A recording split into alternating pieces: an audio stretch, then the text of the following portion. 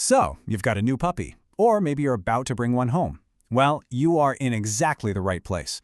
We are going to break down puppy socialization, and trust me, it's a topic that a lot of people get wrong. But getting it right, it's the absolute key to raising a confident, happy, and well-behaved dog for life. And I'm not exaggerating here. What happens with your puppy right now, in these first few weeks, will literally shape the dog they grow into. This is your one big chance to build a foundation of confidence that's going to last their entire life. So, are you ready to nail this? Good, because that's exactly what this explainer is all about, giving you a clear, science-backed playbook for success. Let's get right into it. Okay, first up, the critical puppy window. This is probably the most time-sensitive and honestly the most important part of raising a puppy. Everything, and I mean everything, starts right here. This right here, this is the magic number. Between 3 and 12 weeks old, your puppy's brain is basically a super absorbent sponge. It's just wide open to new experiences, their natural fear responses are way lower, and they learn incredibly fast. This is what we call the critical socialization window. So everything you do during this little window has a direct impact on their future confidence, their behavior, and how they react to, well, the entire world. Getting this part right is your best defense against future problems like serious fear, anxiety, and even aggression. Now, before we jump into the how-to, we have to talk about the single biggest misunderstanding when it comes to socialization. Honestly, once you get this, it's a total game changer. And this right here, this reframes the whole thing. The myth is that you need to throw your puppy into every possible situation, crowds, busy dog parks, you name it. But the real goal? It's way more thoughtful. It's about building their confidence so they feel safe in the world, not forcing them to be some kind of social butterfly. So let's just redefine this right now. Socialization isn't about interaction, it's about education. You are teaching your puppy, one positive experience at a time, that new things are okay, that the world is a safe place and not something to be afraid of. Okay, so we've covered the why and the what. Now for the fun part, the how. Let's get into the practical, step-by-step playbook that you can literally start using today. Let's walk through these. First, you want to start as early as you can, but always talk to your vet about what's safe before they're fully vaccinated. Next, take it slow. Introduce new things one at a time.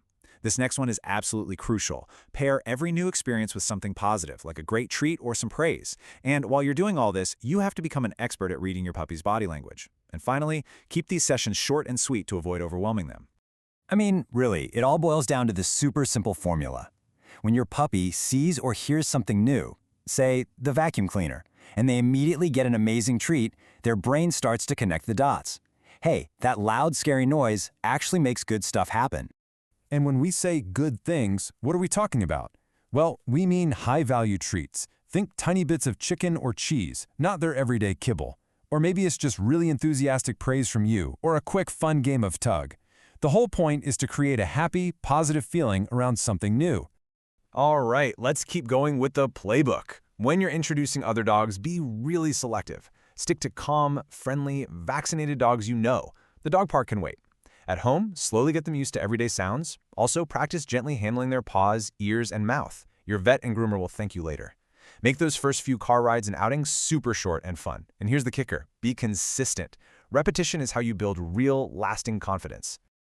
Okay, so knowing what to do is awesome. But you know what's just as important? Knowing what not to do. Let's look at the most common mistakes people make. Mistake number 1, and please remember this.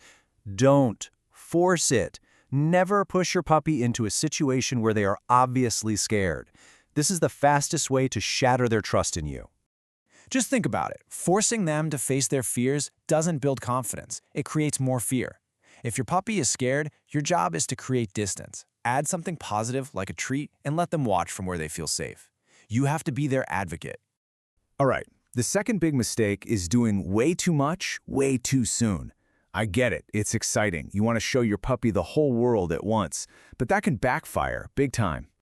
Always choose quality over quantity. One really good, positive experience is worth so much more than 10 overwhelming ones. A successful 5-minute trip to sit on a bench outside a cafe is way better than a stressful hour wandering through a crowded market. Confidence is built in small, successful steps. And finally, do not ignore what your puppy is trying to tell you.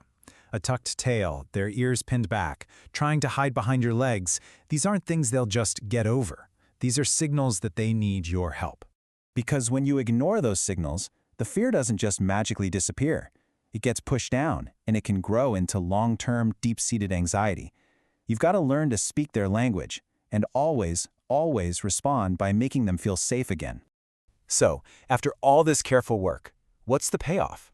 I know it can feel like a lot, but let's look at the long-term results and why this matters so much. I mean, the two paths couldn't be more different. On one side, with proper socialization, you get a confident, resilient dog who's a joy to be around. Vet visits are easier, training is easier. On the other side, a lack of it can lead to a dog who's always fearful, which can spiral into anxiety and even aggression. The choice you make in these first few weeks really does set the stage for their whole life. So, what's the big takeaway here? It's that you have the power to shape your dog's future, right now.